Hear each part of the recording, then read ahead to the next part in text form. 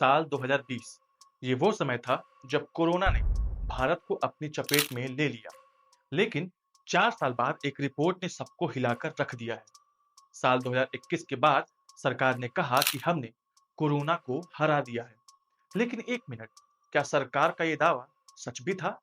दरअसल सरकार ने एक रिपोर्ट जारी की है। इस रिपोर्ट में कहा गया है कि साल 2021 में 1 करोड़ 2 लाख से ज्यादा लोगों की मौत हुई है। यानी पिछले कुछ सालों के मुकाबले 20 लाख से ज्यादा लोगों की मौत हुई। सवाल ये है कि ये एक्स्ट्रा मौतें क्यों हुई?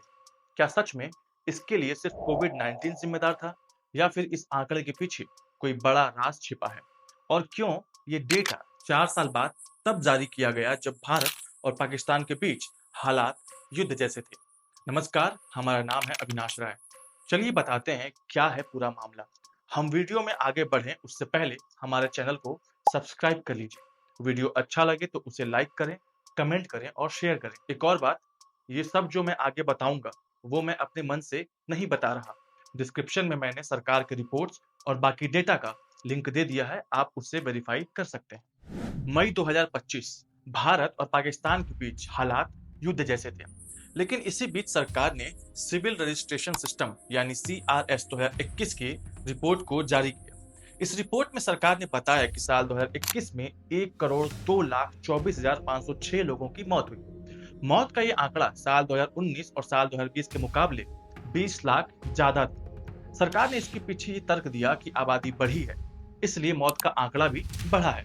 लेकिन एक मिनट, क्या यह सच भी है या बस सरकार ने कह दिया इसलिए हमें मान लेना चाहिए? साल 2021 ये वो साल था जब कोविड अपने पीक पर था। इस दौरान सरकार ने कहा कि देश भर में 3.3 लाख लोगों की मौत हुई है। अगर कोविड से सिर्फ इतने ही लोग मरे, फिर एक्स्ट्रा 20 लाख लोगों की मौत आखिर हुई कैसे? इन मौतों के पीछे क्या कारण था? इस रिपोर्ट में सरकार ने क्या बताया है, चलिए पहले वो जान लेते हैं। सिविल रजिस्ट्रेशन सिस्टम 2021 यानी CRS का डेटा कहता है कि साल 2021 में 1 करोड़ 2 लाख 24,506 लोगों की मौत देश भर में हुई है। लेकिन इससे पहले कभी भी देश में इतनी मौतें नहीं हुई थी। साल 2017 में 65 लाख, 2018 में 70 लाख, 2019 में 76 लाख और 2020 में 81 लाख लोगों की मौत हुई। साल 2019 और 2020 में CDR यानी क्रूड डेथ रेट 6% था। अब क्रूड डेथ रेट क्या होता है, थोड़ी देर में उस पर हम बात करेंगे। अभी कुछ बाकी चीजों को समझ लेते हैं। अब कायदे से CRS रिपोर्ट को साल 2022 या 2023 में जारी कर देना चाहिए था, लेकिन सरकार ने इसे जारी करने में 5 साल का वक्त लिया। सरकार का कहना है कि देश की आबादी बढ़ी है, इसलिए मरने वालों की संख्या भी ज्यादा है। लेकिन जो ये एक्स्ट्रा मौतें हुई हैं, ये केवल उसी साल देखने को मिला जब कोविड अपने पीक पर था। आखिर ऐसा क्यों? अब मरने वालों की काउंटिंग देश भर में कैसे की जाती है, पहले एक बार उसे जान लेते हैं। क्रूड डेथ रेट यानी CDR एक फॉर्मूला है जिसके जरिए किसी एरिया, किसी जिले या किसी राज्य में कितने लोगों की मौत एक साल के अंदर हुई, ये पता लगाया जाता है। सीडीआर के जरिए देखा जाता है कि प्रति 1000 लोगों में से कितने लोगों की मौत एक साल में होती है। अब सीडीआर रिपोर्ट में जो नंबर आता है वो किसी भी इलाके, जिले, राज्य या देश के health condition, living standard, medical facilities के बारे में काफी कुछ हिंट देता है। साल 1971 में सीडीआर था 14.9%। इसके बाद से लगातार सीडीआर में गिरावट हुई है। साल 2019 और 2020 में सीडीआर रेट 6 था, लेकिन साल 2021 में यह अचानक से बढ़कर 7.5 हो गया। यानी अगर कोरोना नहीं भी होता तो साल 2021 में पुरानी आंकड़ों के हिसाब से 82 लाख या उससे अधिक 85 लाख लोगों की मौत होनी चाहिए थी। लेकिन CRS का डेटा कहता है कि 2021 में 1 करोड़ 2 लाख से अधिक लोगों की मौत हुई। तो सवाल ये उठता है कि 20 लाख एक्स्ट्रा मौतें कैसे हुई? क्या इसके लिए सिर्फ कोविड जिम्मेदार था या फिर कुछ और?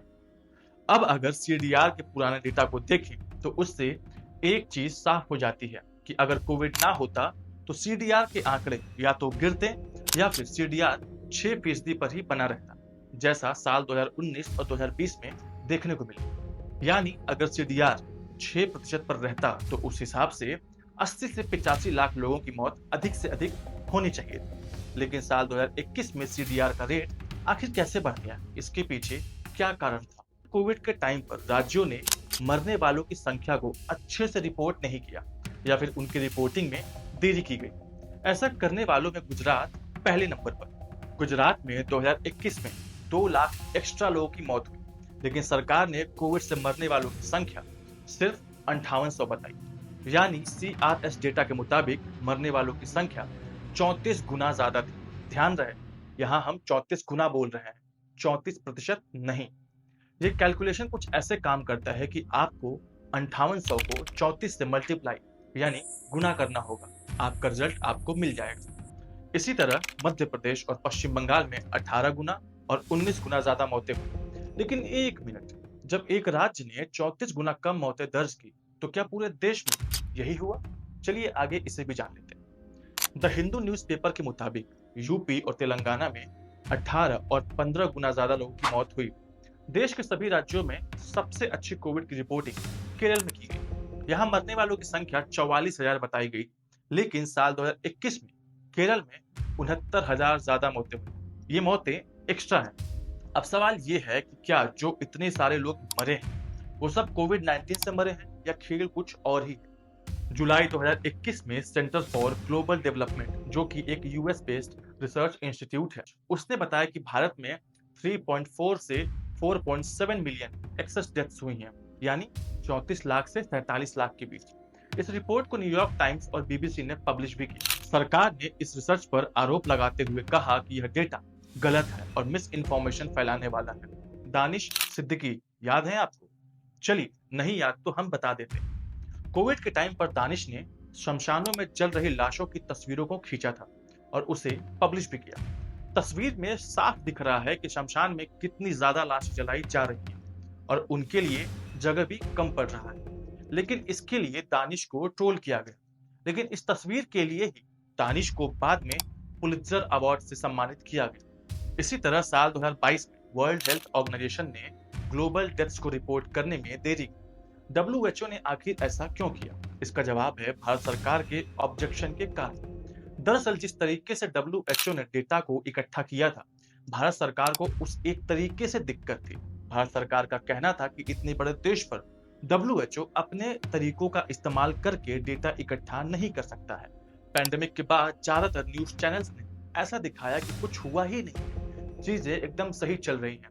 सरकार ने भी अच्छी अच्छी बातें कही, सरकार ने कोविड को हराने तक का दावा किया। लेकिन इस दौरान कई मीडिया आउटलेट्स ऐसे थे जिनकी रिपोर्टिंग ने सरकार के इन दावों पर सवाल खड़े किए। द हिंदू ने अपने एक आर्टिकल में बताया कि हैदराबाद में 10 गुना ज्यादा मौतें हुई। इसी तरह द हिंदू ने अलग अलग राज्यों में हुए एक्सेस मौतों की रिपोर्टिंग की और राज्य के डेटा को जारी किया। लेकिन जैसे ही इन रिपोर्ट्स को पब्लिश किया जाता तो सरकार इस डेटा को नकार देती। लेकिन ये कैसे हुआ कि अचानक से CDR रेट इतना बढ़ गया और साल 2021 में मिस्टीरियसली 20 लाख से अधिक एक्स्ट्रा लोगों की मौत हो गई? इसके पीछे मुख्य रूप से 2 कारण। पहला कि भारत ने कोविड का मुकाबला अच्छे से किया। दुनिया भर में भारत को इससे पब्लिसिटी मिले, एक वजह तो ये हो सकती है। और दूसरा कि कोविड के टाइम पर मरने वालों के आंकड़ों को ठीक ढंग से रिपोर्ट ही नहीं किया गया। पब्लिसिटी वाली बात तो समझ में आती है, उसमें समझने जैसा ज्यादा मुश्किल कुछ है नहीं। लेकिन कोविड से मरने वालों के आंकड़ों को छिपाना, इसे समझना बहुत जरूरी है, क्योंकि ये मेडिकल प्रोसेस है और पूरा खेल इसी में छिपा है। ICMR की गाइडलाइंस के मुताबिक कोविड के मामले में अगर किसी की मौत रेस्पिरेटरी फेलियर से होती है तो उसे इमीडिएट कॉज माना जाए, लेकिन उसका अंडरलाइंग कॉज होगा कोविड-19। ICMR का गाइडलाइन कहता है कि अगर किसी में कोविड के लक्षण है लेकिन उसका कोविड टेस्ट नहीं हुआ, तो ऐसे में अगर उस व्यक्ति की मौत हो जाती है तो उसकी मौत को प्रोबेबल कोविड डेथ माना जाएगा।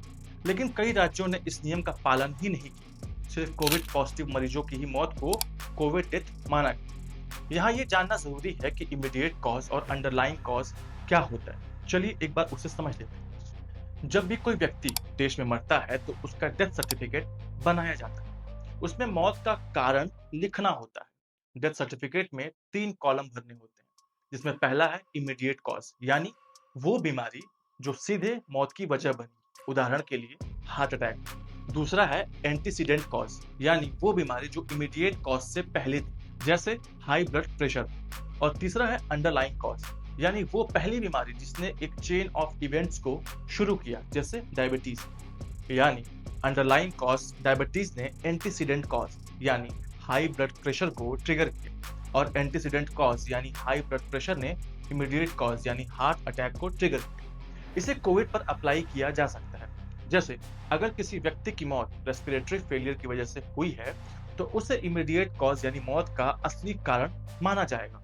लेकिन अगर वह शख्स पहले कोविड पॉजिटिव था तो कोविड को अंडरलाइंग कॉज माना जाएगा, जिसकी वजह से उस व्यक्ति को रेस्पिरेटरी संबंधित बीमारी हुई और फिर उसकी मौत हुई। लेकिन पूरा खेल यही खेला गया। दरअसल देश भर के अलग अलग राज्यों में जिन लोगों की मौत बिना कोविड टेस्ट के हुई, उनकी मौत की वजह हार्ट अटैक, शुगर या फिर किसी अन्य बीमारी को बताया गया। इसका नतीजा ये हुआ कि कोविड से मरने वालों का असली आंकड़ा सामने आ ही नहीं सका। आईसीएमआर के आसान गाइडलाइंस के बावजूद देश भर में नियमों का पालन नहीं किया गया।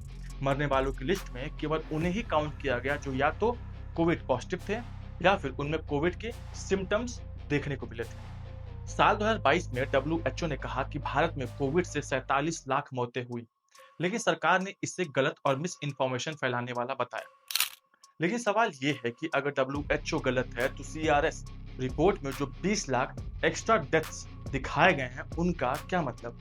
साल 2011 में UK based journal the Lancet ने कहा कि कोविड-19 के डेटा को जारी करने के मामले में भारत सरकार पर भरोसा नहीं किया जा सकता। तो सवाल ये है कि क्या सच में हमने डेटा को छिपाया? भ्रमर मुखर्जी, जो कि एक प्रोफेसर हैं, उन्होंने कहा कि देश के कई राज्यों में कोविड के डेटा को सही तरीके से जारी नहीं किया जा रहा। उन्होंने इसे डेटा डिनायल और कंप्लीट मैसेकर ऑफ डेटा कहा। दुनिया भर में इसी तरह के मामले देखने को मिले। अब हम अतीत में जाकर मरने वालों की काउंटिंग तो नहीं कर सकते। हम केवल सरकार से भविष्य में अकाउंटेबिलिटी और ट्रांसपेरेंसी की मांग कर सकते हैं और सरकार से अपील कर सकते हैं कि भविष्य में वो डेटा को ना छिपाएं, बल्कि उन्हें सामने लाएं। अब सच क्या है? 20 लाख लोगों की मौत की असल वजह को छिपाया गया या नहीं? सरकार का दावा सही है या नहीं? ये मैं आप पर छोड़ता हूँ। आप इस पर क्या सोचते हैं हमें कमेंट करके बताएं। आपको हमारा ये वीडियो कैसा लगा वो भी बताइए। वीडियो को लाइक और शेयर करें और हमारे चैनल को सब्सक्राइब कर लीजिएगा ताकि हम और आप जुड़े रहें। ध्यान रखिए अपना। धन्यवाद।